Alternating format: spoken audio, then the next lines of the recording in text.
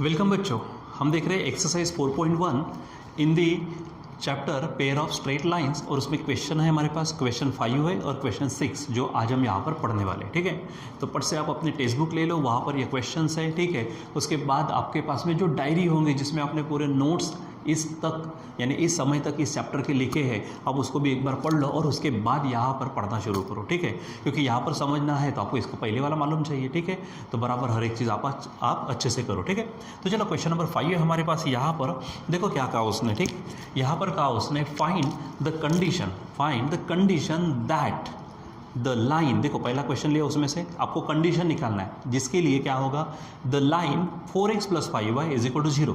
ये एक लाइन दी है आपको, coincides with one of the lines given by this equation. देखो ये जो हमको कंबाइन इक्वेशन दिया है या फिर होमोजेनियस इक्वेशन दी है। ठीक है, होमोजेनियस इक्वेशन ऑफ लाइंस, इसमें हमारे पास दो लाइंस रहती है जो ओरिजिन से पास होती है, ये हमने देखा हुआ है। ठीक है, तो क्या कहा उन्होंने, यहाँ इसमें जो दो लाइंस है, इन दो में से किसी एक लाइन को ये लाइन कोइंसाइड करते हैं। कोइंसाइड करने का मतलब क्या है कि जैसे ये एक लाइन ऑलरेडी है, तो जैसे इसका नाम है समझो ये L1, अब दूसरी लाइन क्या हो रही है। ठीक है, अब दूसरी लाइन इसके ऊपर में आ रही है। ठीक है, तो ये लाइन अगर इसके ऊपर आ गई, ठीक है, जिसका नाम है L2। अब देखो दिखने में अगर देखा जाए तो एक ही लाइन दिखेंगे, क्यों? क्योंकि दोनों लाइन एक दूसरे के ऊपर आई, जिसको हम कोइंसिडेंस होना बोलते हैं। ठीक है, यानी यहाँ पर कोइंसाइड अगर होती है, ठीक है, तो एक दूसरे के ऊपर आएंगे। इसका मतलब ये हुआ कि दोनों का स्लोप एज इट इज रहेगा, सेम रहेगा, क्योंकि लाइन तो वही है ना एक प्रकार से देखा जाए तो। ठीक है, लाइन ये क्योंकि हमने देखा था पैरेलल लाइन हो उनके भी स्लोप सेम होते हैं। अब यहाँ पे पैरेलल का तो टेंशन ही नहीं है, एक दूसरे के ऊपर ही है, मतलब इनका स्लोप सेम हो जाएगा। ठीक है, तो सबसे पहले हम क्या करेंगे, ये जो होमोजेनियस इक्वेशन ऑफ लाइंस दिया उसको लिख लेते हैं।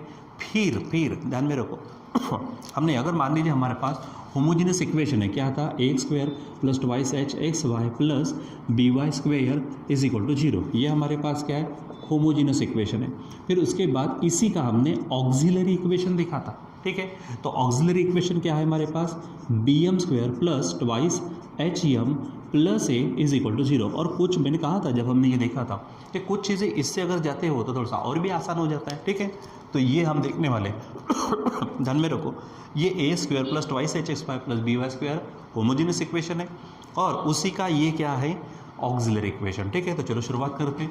गिवन इक्वेशन, ठीक है, क्या बोलेंगे हम, गिवन इक्वेशन ऑफ लाइंस। ठीक है, ऑफ लाइंस बोलो या फिर ऑफ पेयर ऑफ लाइंस बोलो। ठीक है, पेयर ऑफ लाइंस। ठीक है, क्या है वो, ठीक है, तो ये है कौन सा, ax² + 2hxy + by² = 0। समझो इक्वेशन 1 नाम दे देता हूँ। अब इसका ऑक्सिलरी इक्वेशन क्या बोलेंगे हम, ऑक्सिलियरी। ठीक है, auxiliary equation of this equation यानी ऑफ इक्वेशन 1, तो क्या फार्मूला है वहाँ पर, bm² + 2hm + a = 0। ये ध्यान में रखना।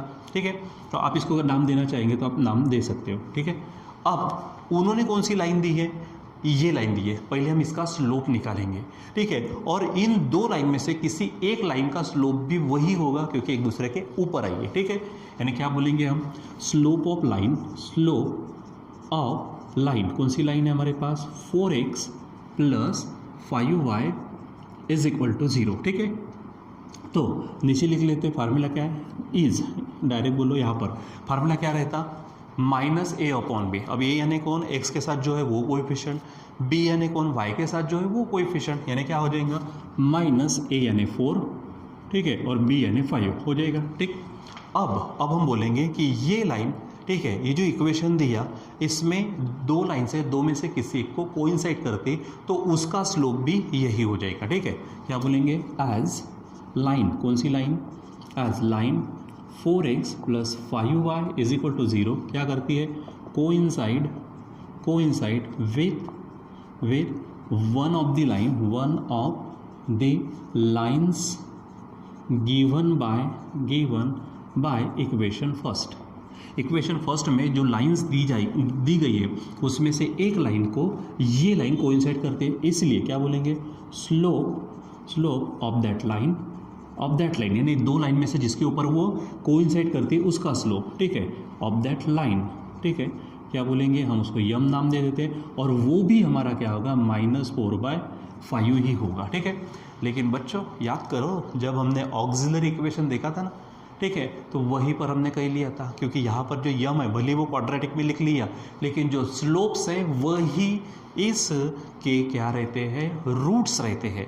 यानी जो ऑक्सिलरी इक्वेशन में, ठीक है, इसका जो जो जो स्लोप मिलेगा वो स्लोप ही आपका क्या है, रूट है। ठीक है, क्या बोलेंगे, सो क्या बोलेंगे, बोलो, so m is equal to -4/5 is the root of auxiliary equation. ठीक है, तो ऑक्सिलरी इक्वेशन हमारा ये है, आप इसको नाम दे सकते हैं ऑफ इक्वेशन फर्स्ट। ठीक है, हो जाएगा, सॉरी फर्स्ट नहीं, यहाँ पर हम सेकंड लिखेंगे, या फिर आप वर्ड्स में लिखो ऑक्सिलरी इक्वेशन का रूट्स। ठीक है, सो क्या करेंगे, put m is equal to क्या, -4/5 इन इक्वेशन सेकेंड, तो जहाँ जहाँ पे m वहाँ पे -4/5 रखो सेकंड में। सेकंड में ये जो सेकंड है, यहाँ पर देखो क्या है, ये bm² है, तो m क्या है हमारे पास, -4/5 उसका स्क्वायर प्लस ये ट्वाइस hm है, तो ट्वाइस h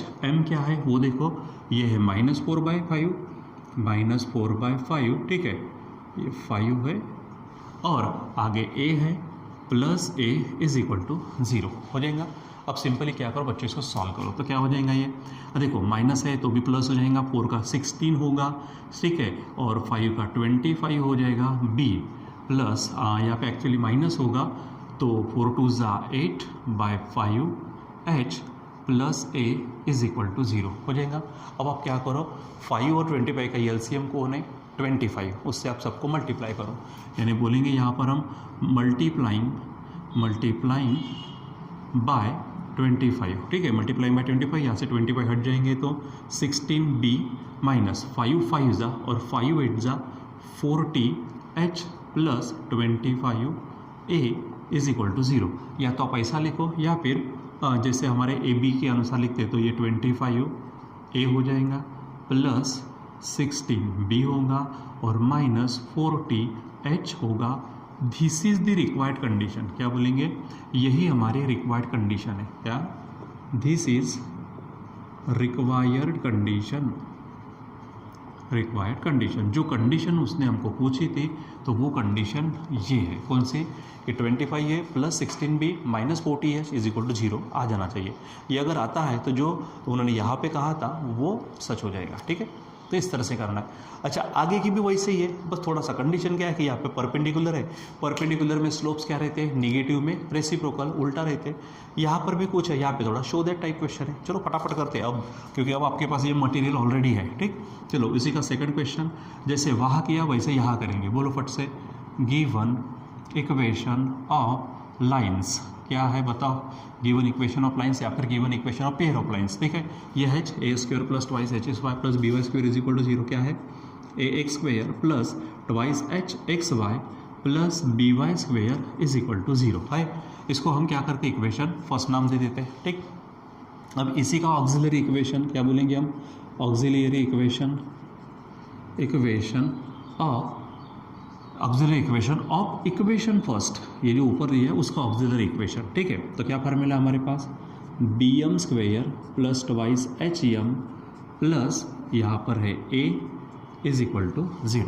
चलो इसको यहाँ से हटा देता हूँ मैं।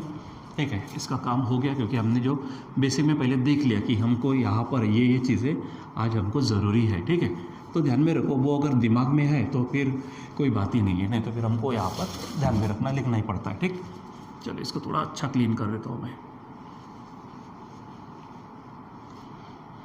आप पढ़ाई वढ़ाई करते कि नहीं करते, आप पढ़ाई किया करो, क्या अपन ऐसे मिल नहीं रहे ना तो पता नहीं चलता, पढ़ाई किया करो, आपका ही फायदा है उसमें। चलो देखो, so this is your equation second, आगे बढ़ते हैं। ठीक है, तो लाइन कौन सी दी है, 3x plus y is equal to 0, वही लिखेंगे। स्लोप ऑफ द लाइन क्या बोलेंगे यहाँ पर, स्लोप ऑफ लाइन, कौन सी लाइन है यहाँ पर, देखो ये है 3x plus y is equal to 0, इस फार्मूला है -a यानी 3, b यानी 1 हो जाएगा ऐसा। अब यहाँ पर ये लिखेंगे क्या चीज़ है, एज लाइन, कौन सी लाइन है ये, 3x plus y is equal to 0 is perpendicular to 1 of the lines given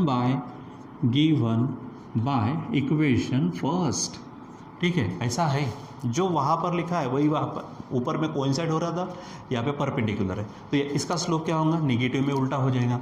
ठीक है, यानी क्या बोलेंगे यहाँ पर, सो स्लोप ऑफ दैट लाइन, यानी जो लाइन पे वो परपेंडिकुलर है, ठीक है, उसको हम नाम देते हैं यम। इट इज़ इक्वल टू, इसके उल्टा निगेटिव में क्या होगा, माइनस, इसको -3 बोल दो आप, -3, इसका उल्टा कर दो। ठीक है, नेगेटिव में क्या हो जाएगा, -3, तो -3 के उल्टा रेसिप्रोकल ऑफ -3, तो ये बन जाएगा आपका 1/3। ठीक है, अब ऐसा किया, अब आप क्या करेंगे, यहाँ पे देखो जो जो चीज़ कही वो बोलो। यहाँ पर क्या होगा, so m is equal to क्या आया, 1/3 is the root of auxiliary equation. तो इक्वेशन को नाम दिया ऑक्सिलरी इक्वेशन को 1, तो क्या कहेंगे, M is equal to 1/3 is the root of equation second. So put M is equal to 1/3 in equation second. चलो देखो यहाँ पर है ये चीज़ है, ये बी एम स्क्वेयर, तो बी एम यानी क्या है, 1/3 whole square plus twice H into 1/3 plus A is equal to 0। Solve करो, दिस विल बी 1 का तो 1 ही होगा, यानी बी 3 का स्क्वायर 9 प्लस ये 2/3 एच होगा plus A is equal to 0। आप एलसीएम से मल्टीप्लाई करो, तो मल्टीप्लाइंग बाय, अब बताओ एलसीएम, डिनोमिनेटर का एलसीएम, यहाँ पे 9 है, यहाँ पे 3 है, एलसीएम कौन होगा, 9। ठीक है, सो मल्टीप्लाइंग बाय 9, तो 9 हटेगा तो बी बचेगा, 3 3 ज़ा 9 और 3 2 ज़ा 6h plus 9a is equal to 0। ठीक है, इसको अच्छे से लिख लेते हैं, तो 9a plus b plus 6h is equal to 0। अब यही हमारी रिक्वायर्ड कंडीशन है, क्या बोलेंगे, दिस इज रिक्वायर्ड कंडीशन। चलो अब एक काम करते हैं, एक बचा है वैसा ही है, देखो यहाँ पे भी वही कहा। ठीक है, थोड़ा सा क्या किया, नंबर्स के इसमें नहीं है, प्योरली वेरिएबल के फॉर्म में देखते, लेकिन परपेंडिकुलर की कंडीशन है, मतलब इसके जैसा है। ठीक है, चलो सॉल्व करते हैं। क्वेश्चन नंबर 6 है ये हमारे पास, फिर से वही बच्चों, देखो ये इक्वेशन दिया है जो होमोजेनस इक्वेशन है। ठीक है, चलो काम करो, वही पूरा वही करना है। क्या बोलेंगे, गिवन इक्वेशन, ठीक है, ऑफ पेयर ऑफ लाइन्स, या फिर सिंपली लाइन्स बोलो, पेयर ऑफ लाइन्स बोलो, क्या है, ax² plus 2hxy plus by² is equal to 0। Equation first हो गया। आगे बढ़ते हैं, उसने इसका ऑक्सिलरी इक्वेशन निकालना हमारा पास, जैसे देखो ये हमारे पास है ऑक्सिलरी इक्वेशन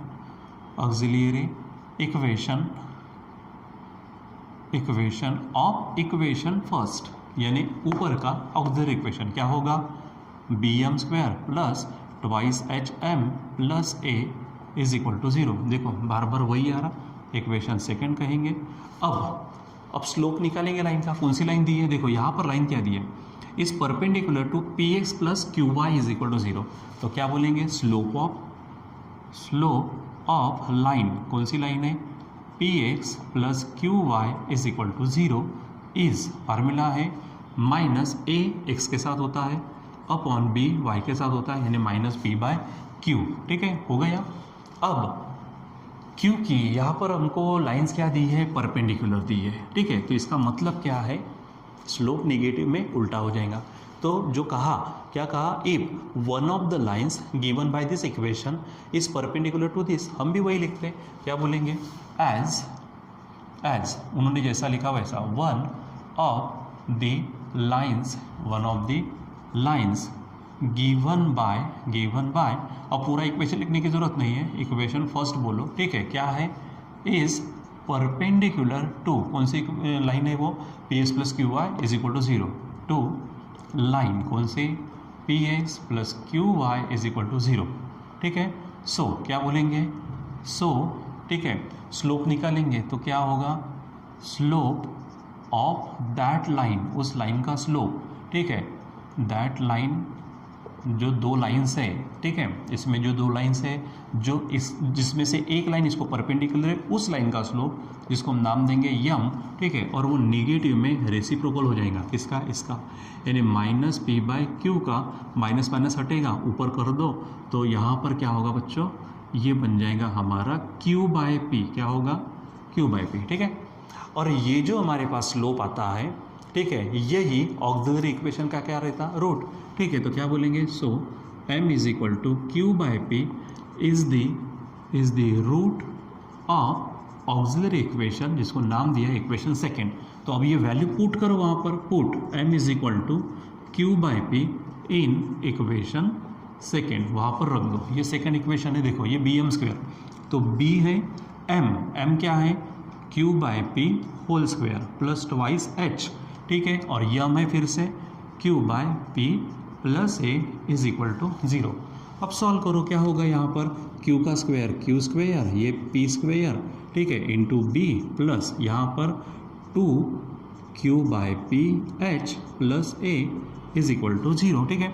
अब यहाँ नीचे में पी है, यहाँ पर पी स्क्वायर, तो एलसीएम कौन होगा, पी स्क्वायर, तो मल्टीप्लाइंग बाय पी स्क्वायर, यहाँ से पी स्क्वायर हटेगा तो बचेगा क्यू स्क्वायर बी प्लस एक पी हटेगा, फिर भी पी बचेगा, तो twice P Q H plus A को पी से मल्टीप्लाई कर दो तो पी स्क्वायर ए और इज इक्वल टू 0 हो जाएगा। अब यहाँ पर थोड़ा चेक कर लो, देखो यहाँ पर क्या कहा, ए पी स्क्वायर, ये देखो ए पी स्क्वायर आ गया, फिर twice E H p Q है, ट्वाइस ई एच, ठीक है, ई एच को सामने लेते पी क्यू हो जाएगा, और बी क्यू स्क्वायर थोड़ा सा रीअरेंज कर दो, ठीक है, दैट इज़ क्या हो जाएगा, यहाँ पर कंप्लीटली इसको लिखते हैं हम a p square plus twice h p q plus b q square is equal to 0। So बच्चों इस प्रकार से हमें जो क्वेश्चंस दिए हैं, ठीक है, उन क्वेश्चंस को हम यहाँ पर सिस्टमेटिक पद्धति से हमारे जो भी बेसिक पॉइंट्स होते हैं उनका इस्तेमाल करके अगर आप सॉल्व करेंगे, आपके पास जो भी डेटा होता है, जो भी आपके पास में नॉलेज आ चुका है, उसी का इस्तेमाल करके हमको ये सब सॉल्व करना होता है, ठीक है। सो आई होप कि अभी आप क्या करेंगे, इसके जैसे जो क्वेश्चंस हैं वो आपको सॉल्व एग्जाम्पल में, एक्सरसाइज में भी मिलेंगे, मिसलेनियस एक्सरसाइज में, और खुद अगर इसी एक्सरसाइज में तो वो आप सॉल्व कर पाएंगे, ठीक है, क्योंकि आपका कॉन्फिडेंस बढ़ जाएगा अगर आप खुद होकर सॉल्व करना शुरू करेंगे, नॉलेज तो वैसे भी बढ़ेगा, ठीक है, और आपको कोई बीट नहीं कर पाएगा, ठीक है। तो इस तरह से आप सभी चीज़ें देखो और बराबर अच्छी तरीके से इसको सॉल्व करो, ठीक है। सो आज के लिए बस इतना ही, बाकी हम कंटिन्यू करेंगे बाद में। Till then bye.